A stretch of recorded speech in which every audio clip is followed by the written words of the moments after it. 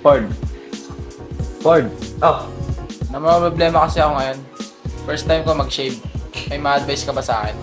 first time mo mag-shave? Huwag kang kabahan. Ito lang, may ginagamit ako dito na pwedeng pang first time. Yan, Ford.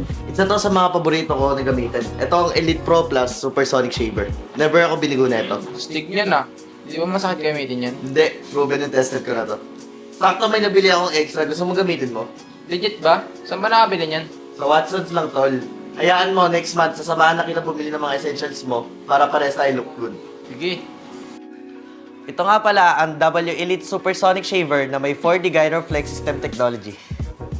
Ang W Hair Care brand ay kilala din and trusted na local brand dito sa Pilipinas. Nga pala, 2-in-1 tong Supersonic Shaver dahil meron tong electric hair shaver with different comb size. Angas, di ba? San ka pa?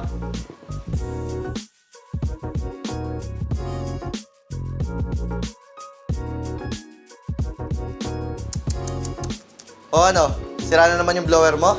Oo nga eh, kaya electric pan gaming muna ako. Sige na nga, dahil dyan may re-recommend ako sa'yo na hair dryer na bili ko sa Watson's app. Hindi ko nag-gatekeep. Sige nga, try natin yan. Ito nga palang W Elite Hair Pro Dryer ay may cool shot function para hindi ganun kainit sa buhok ang pag-blow dry. Plus, meron siyang dalawang switches na nagpo-provide ng 2 kinds of speed plus 3 heat settings. Para pwede natin i-adjust yung init at bilis kapag ginamit natin. Plus, meron pa removable filter with concentrator and diffuser. Perfect na perfect talaga to na papapogi essential para laging fresh ang dating ng buhok natin.